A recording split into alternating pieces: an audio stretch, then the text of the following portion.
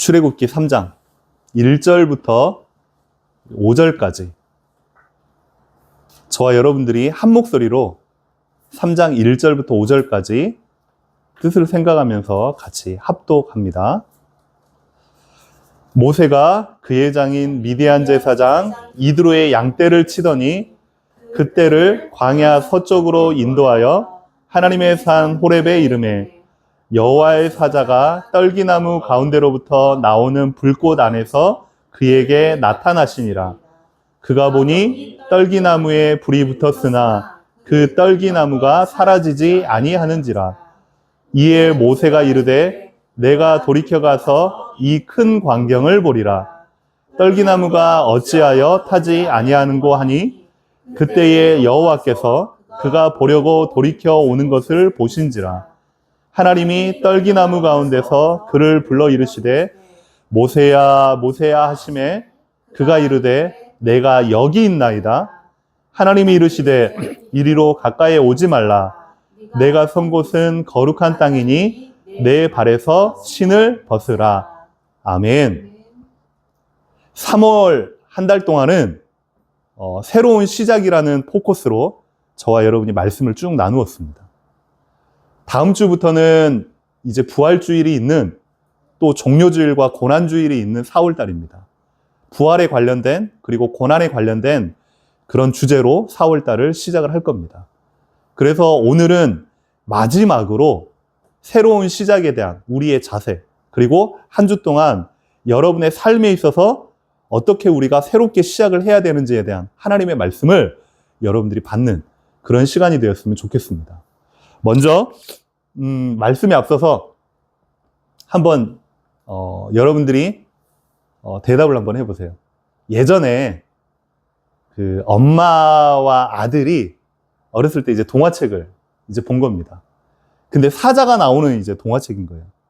근데 사자가 나오는 동화책에 엄마가 아들한테 갑자기 이제 물어본 거예요. 아들아, 만약 사자가 너를 엉 하고 따라오면 너는 어떡할래? 여러분 같으면 어떡하시겠습니까? 그 아들이 하는 말이 사자가 오면 총으로 쏴야죠. 그랬더니 엄마가 만약에 총이 없으면 어떡할래? 라고 물어보니까 아들이 뭐라고 해요? 아들이 하는 말이 그러면 자전거 타고 빨리 도망가야죠. 그랬더니 엄마가 하는 말이 자동차를 탔는데 자동차에 기름이 없어. 그럼 그때는 너는 어떻게 할래? 그랬더니 빨리 나무 위로 뛰어서 걸어 올라가야죠. 그랬더니 엄마가 만약 거기까지 사자가 쫓아 올라오면 어떡할래? 그랬더니 아들이 뭐라고 했는지 아세요? 엄마는 왜 자꾸만 사자 편만 들어?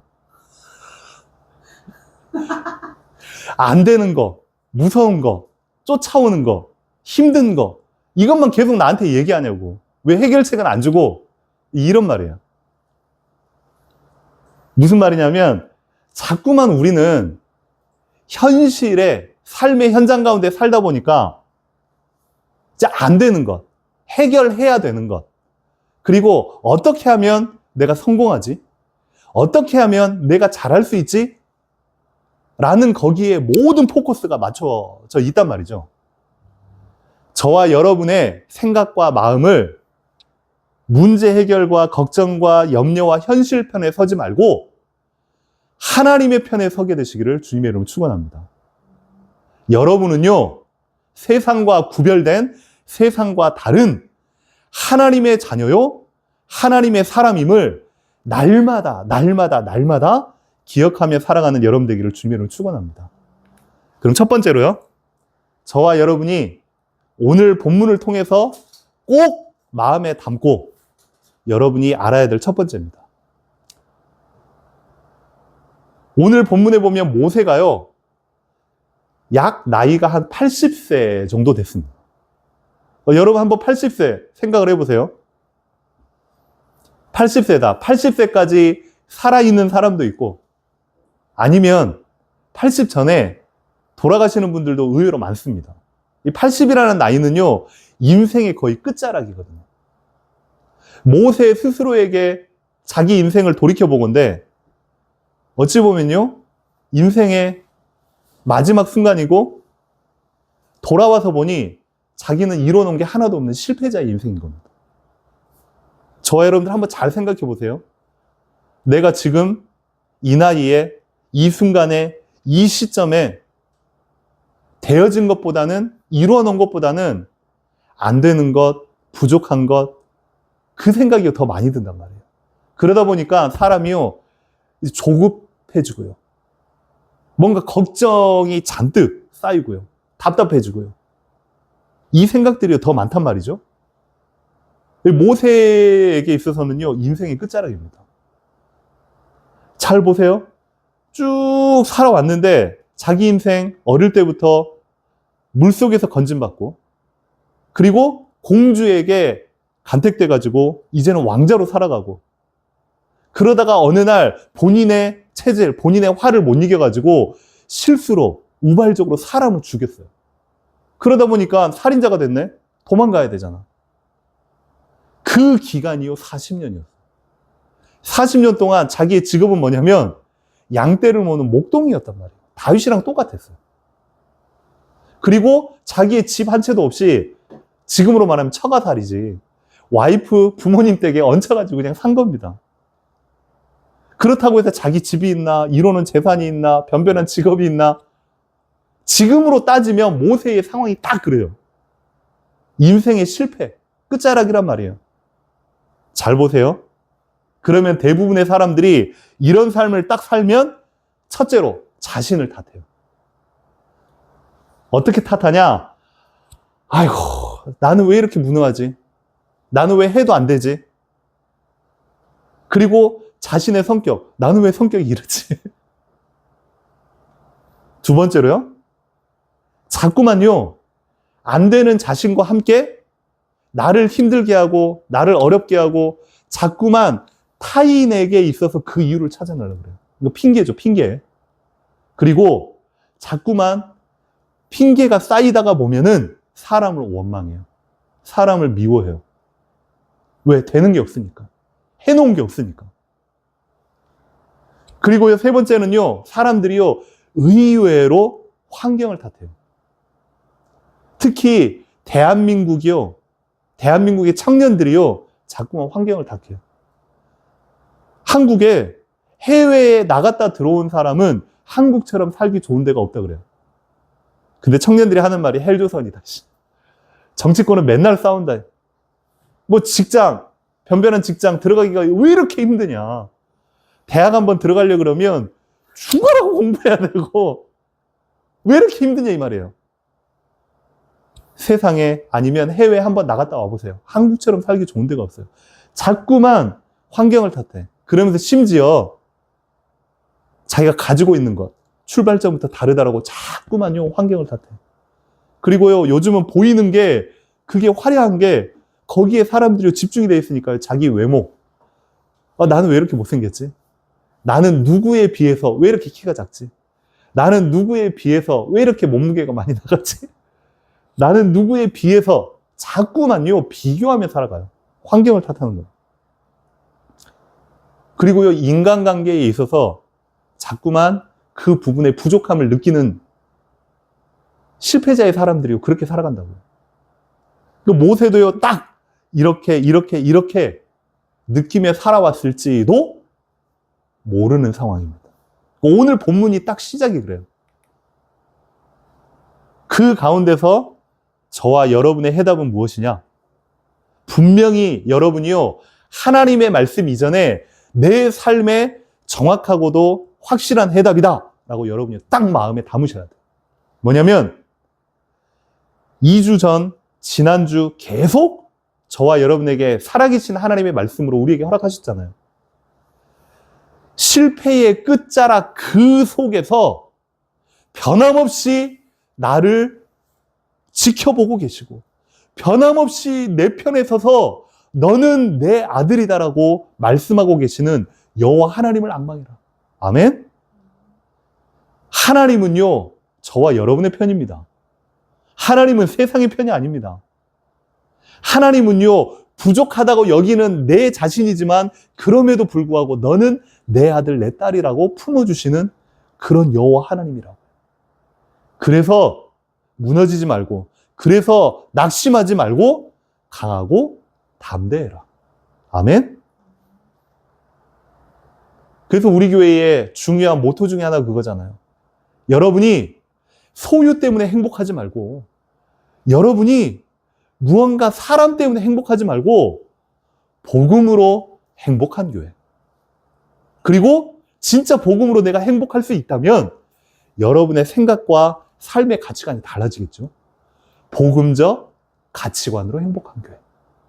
그러면 그걸 진짜 내가 소유하고 있다.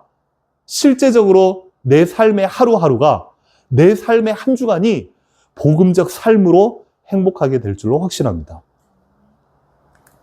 자, 그럼 두 번째. 세상은, 그리고 내 자신은, 그리고 내 주변의 사람들은 나 안 돼. 실패자야. 그리고 이뤄놓은 게 없어. 라고 생각할 수가 있지만 우리 하나님은요, 그때부터 시작입니다. 실패의 끝자락에서 다시 시작하게 하시는 하나님을 여러분이요, 주인으로 영접하기를 주님의 이름으로 축원합니다. 오늘 모세가요, 딱 그 장면입니다. 80 될 때까지 양떼를 치고 양의 똥을 치우고 아침을 일어나면 또 양을 데리고 들판에 나갔다가 저녁이 되면 그 양을 몰고 집으로 돌아오는 인생을요, 80까지 살았단 말이에요.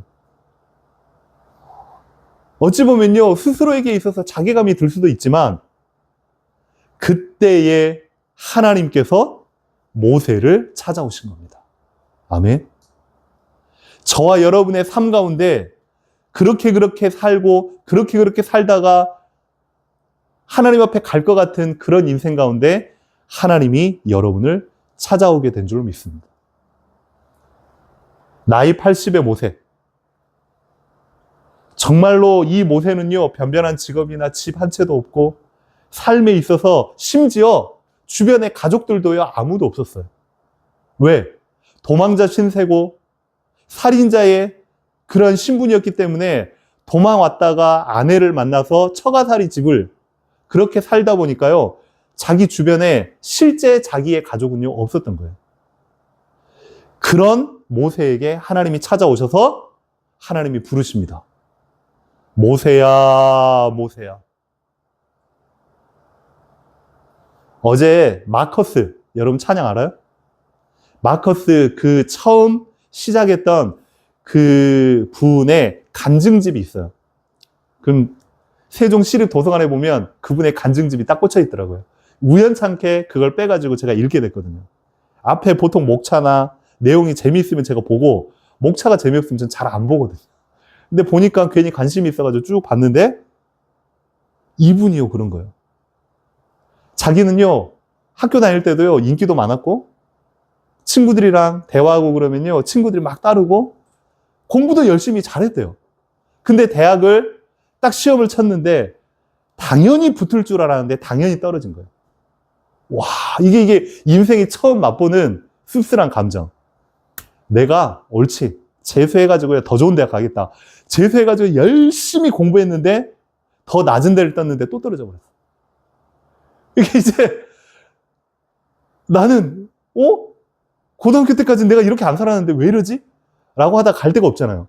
그래서 어쩔 수 없이 군대를 가게 된 거예요. 22살 때 군대를, 대학도 못 가고 고졸에 군대를 갔어. 군대를 가가지고 자기 성격상 막 친해보려고 하는데 군대에서는 그러면 안 되잖아요. 병장님 이러면요, 평생에 힘들어할 걸 군대에서 모든 걸 다 겪어본 거예요. 그러다가 나왔는데 할 게 없잖아. 할 게 없어서 장사를 시작한 거예요. 이 장사도 잘 안 돼. 뭔가 하려고 하는데 이것도 안 되고 저것도 안 되고, 교회를 갔는데 말씀이 안 들려. 맨 뒷자리에 앉아가지고 졸다가 집에 오고 졸다가 집에 오고, 그러다가 어느 순간 내 인생 이러다가 완전히 끝나겠구나 라고 본인 스스로가 생각했던 그 시점에 하나님이 찾아오신 거예요. 길을 가다가, 그것도 산동네에 자기 집이 있었대요. 산동네에 걸어가는데 갑자기 누군가가 뒤에서 부르는 느낌이 나더래. 그래서 뒤를 딱 쳐다봤는데 아무도 없어. 이상하다. 분명히 불렀는데. 어찌 보면 약간 신비적인 경험이지만 이분에게는요, 하나님이 그렇게 찾아오신 거예요. 또 터벅터벅 걸어가는데 뒤에서 누구야? 라고 부르는 것 같아. 쳐다봤는데 아무도 없어. 세 번째 누구야 불렀는데 그때 이제 느낌이 나더래요. 하나님이 나를 부르는 거 아닌가? 라고 해서 진짜 그랬대. 네, 저 여기 있습니다. 이렇게 대답한 거야. 그때 마음에 하나님이요, 한마디를 주는 거야. 내가 변함없이 너를 사랑하노라. 거기에 산에 올라가다가, 산동네 올라가다가 무릎 꿇고 펑펑 운 거예요. 그때부터요, 새로운 삶이 시작이 된 거예요. 삶은 나아진 게 전혀 없어. 변함없이 고졸이고, 변함없이 장사하고 있는데, 하나님이 찾아오셔서 자기 마음의 태도의 생각의 모든 게 완전히 바뀐 겁니다. 복음적 가치관으로 변화된 거죠. 돌아온 탕자도 잘 보세요. 호기롭게 아빠가 부자여서 자기에게 물려줄 모든 재산을 가지고 내 마음대로 살겠다고 집이랑 단절하고 집을 뛰쳐나간 거예요. 돈 많을 때는 좋지. 친구들이 옆에 붙어가지고 하하호호. 근데 돈 떨어지니까요, 친구들도 멀리하고요. 이제는 완전 거짓 신세가 된 겁니다. 어쩔 수 없이 먹고 살기 위해서 죽기 싫어가지고 아버지 집에 이제는 종으로라도 갔는데, 이 아버지는요, 그 인생의 마지막 순간에 이 탕자를요, 기다리고 계시고 품어주고 계신 거예요. 3번 부인한 베드로. 예수님의 수제자라고 항상 옆에서 예수님의 일을 혼자서 다 할 것처럼 그렇게 나섰던 베드로. 근데요, 예수님이 고난을 받고 예수님이 죽음 앞에 서는 그때에 웬걸요? 한 번도 아니고 3번이나. 그리고요, 강력하게 주장하면서 나 예수 모른다. 나 예수랑 한편 아니다. 3번이나 부인하면서 도망갔던 그 베드로. 근데 예수님이 부활하셔서 베드로에게 찾아오신 겁니다. 베드로가요, 얼마나 창피하고요. 입이 10개라도 할 말이 없겠잖아요. 예수님이 찾아오셔서 아무 말도 안 하고 한마디 한 겁니다. 네가 나를 사랑하느냐? 하나님은요, 여러분에게 다른 거 안 물어보십니다. 왜 너 예배 빠졌어? 내 왜 그렇게 살아? 왜 공부 안 해? 왜 돈 안 벌어? 이렇게 하나님은 요구하시지 않으세요. 나의 안에 거하라. 그래서 저와 여러분이요, 꼭 기억하고 꼭 마음에 담을 것. 사단은요, 여러분에게요, 자꾸만 세상의 소리와 결부해서 여러분에게 심어주는 단어가 있습니다. 뭐냐? 너 할 수 없어. 안 돼. 딱 거기까지야. 네 실력, 네 수준, 네 환경, 거기까지야. 욕심내지 마. 해도 소용없어. 봐, 남들은, 저 친구는 아빠가 주변에 실력이, 나는 안 돼. 나는 여기까지야. 대부분 거기에서요, 사람들이 무너지고 포기하고 적당히 살아가 버려요. 하지만요, 여러분이 사단의 음성, 세상의 음성에 귀 기울이지 말고 하나님의 음성에 귀 기울일 수 있는 여러분 되기를 주님으로 축원합니다. 하나님의 음성은 뭐냐? 그럼에도 불구하고 괜찮아. 내가 너와 영원토록 함께 할 거야. 그리고 거기에서부터 다시 시작하면 돼. 포기하지 마. 내가 너와 함께해서 평생 도와줄 테니까, 성령으로 역사할 테니까, 지혜가 부족하면 후히 주시고 꾸짖지 아니하시는 하나님께 바라면 하나님이 줄 거니까 하나님의 음성을 듣고 내 말씀을 듣고 새로 시작해. 하나님의 음성에 반응하고 그 말씀을 따라가는 여러분 되기를 주님의 이름으로 축원합니다. 마지막 3번째, 하나님이 여러분을 부르셨어도 매주 살아계신 말씀을 들려주심에도 불구하고 80, 90%의 사람들은요, 말씀 듣고 예배 드리고 은혜 받고 그것으로요 딱 멈춰버려요.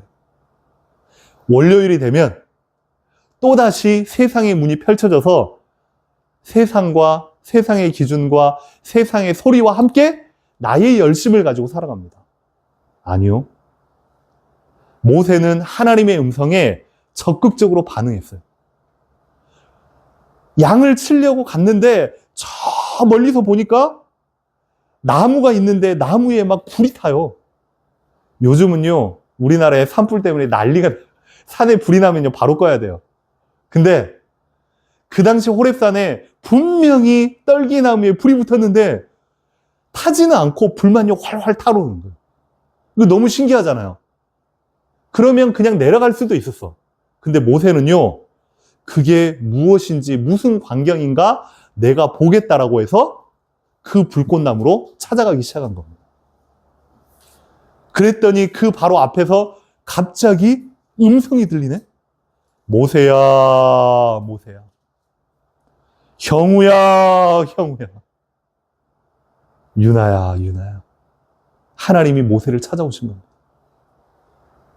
그때에 모세가 하는 반응이 숨을 수도 있고 도망갈 수도 있지만, 예, 하나님, 내가 여기 있습니다.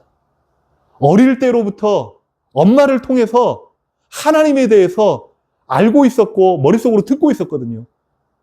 그 하나님을 실제 현실에서 체험하고 만나게 된 거예요. 내가 여기 있나이다. 그때 하나님께서 이렇게 말씀합니다. 네 발에서 신을 벗어라.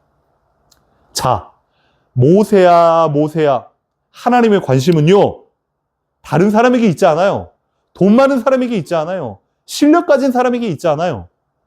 하나님의 자녀에게 하나님의 관심이 있는 줄 믿습니다.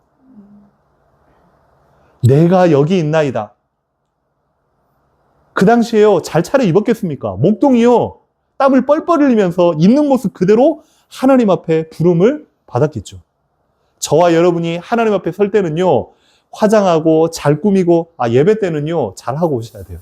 하지만 하나님 앞에서만큼은 여러분이 있는 모습 그대로 나아가시기 바랍니다. 하나님, 저 이번 주부터 모의고사를 준비합니다.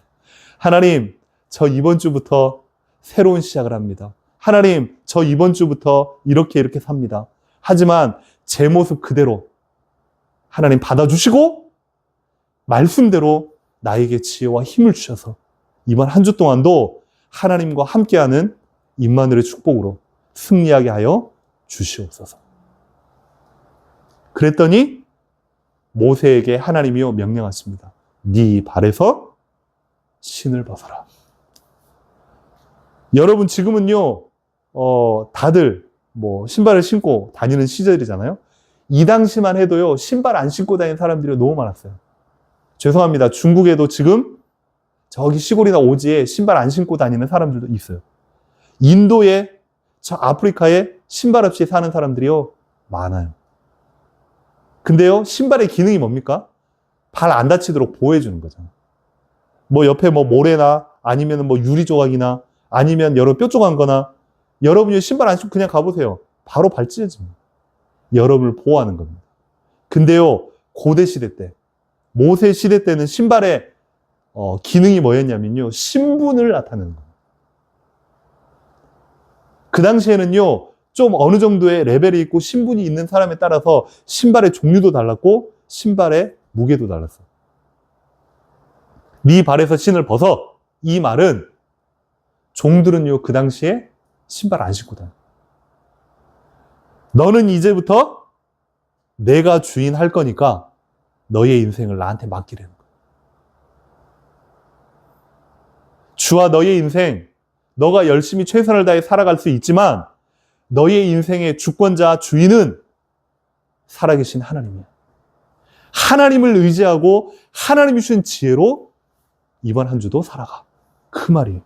네 발에서 신을 벗어라. 이번 한 주 동안 여러분이요, 발에서 신을 벗고 나를 내려놓고 내 인생의 오로지 참 주인 여호와 하나님을 주인 삼고 영접하고 함께 살아가게 되시기를 주님의 이름으로 축원합니다. 하나님 앞에서 조금만 솔직해져라. 하나님 앞에서 여러분의 모든 삶의 참 주인을 여호와 하나님으로 인정하고 여호와 하나님으로 내어드려라. 그러면 저와 여러분에게 하나님이 요구하시는 건요, 이거밖에 없어요. 하나님이 정말 소원이 뭘까요? 엄마 아빠의 진짜 소원이 뭘까요? 돈 없으니까 나가서 돈 벌어라? 그건요, 나중에 대학생 돼가지고 넘어서서, 지금은요, 그냥 열심히 공부하고 말씀 가운데, 예배 가운데 하나님 자녀로 잘 자라가라. 이거 외에는요, 엄마가 다 해주잖아요. 아빠가 다 해주잖아요. 여러분이 첫 번째로 기억할 건 내 인생의 주인, 그분이 바로 내가 아니라 하나님이시구나. 그걸요, 어디에서? 예배 때뿐만이 아니고 여러분의 삶의 현장 가운데서. 두 번째는 모든 상황, 공부와 일과 만남과 사건 가운데 순간순간 하나님께 질문하고 하나님께 적극적으로 내가 여기 있습니다라고 반응하는, 그게요, 저와 여러분에게 하나님이 원하시는 소원인 줄로 믿습니다. 그러면 한 주 동안 저와 여러분이 이 기도 제목 붙잡고 기도하고 승리하셨으면 좋겠습니다. 우리 기도 제목 같이 나의 기도 제목으로 여러분이 마음에 담고 함께 합독했으면 좋겠습니다. 시작. 연약하고 부족한 내 자신에게 집중하기보다 나를 가장 잘 아시고 좋은 것 주시길 원하시는 하나님께 집중하고 질문하게 하옵소서. 두 번째, 어떤 것보다도 하나님과 가장 친밀한 관계를 맺고 살아가는 매일 매 순간이 되게 하옵소서. 세 번째, 행복한 교회의 모든 식구들이 나로부터가 아닌 하나님으로부터 새롭게 시작할 수 있게 하옵소서. 아멘. 이번 한 주 동안 내 발에서 신을 벗어라. 여러분의 생각과 여러분의 결단과 욕심을 조금만 내려놓고 내 인생의 주인 여호와 하나님, 내 삶의 모든 순간 하나님께 질문하고 물어보고 적극적으로 반응하고 하나님이 주시는 새 힘과 능력으로 승리할 수 있게 되기를 주님의 이름으로 축원합니다. 이 시간에 같이 기도합니다. 살아계신 하나님을 찬양합니다. 오늘도 우리에게 말씀 주시고 오늘도 한 주 동안 살아가야 될 방향과 해답을 주심을 진심으로 감사를 드립니다. 인생의 끝자락에 모세를 찾아오신 하나님, 내가 너와 함께하며 내가 너의 주인이 되어주며 이제부터 너는 내 안에 거할 수 있도록 마음껏 우리를 사랑하시고 불러주신 여호와 하나님, 이번 한 주 동안도 우리의 모든 삶 가운데 하나님이 주인 되는, 그리스도가 주인 되는, 그래서 이 삶이 모든 사람들에게 전달되어지고 증거되어지고 살리는 인생 될 수 있도록 성령으로 역사하여 주시옵소서. 살아계신 주 예수 그리스도의 이름으로 기도하옵나이다. 아멘. 이 시간에 우리 헌금 찬양, 주님 내가 여기 있사오니 찬양합니다.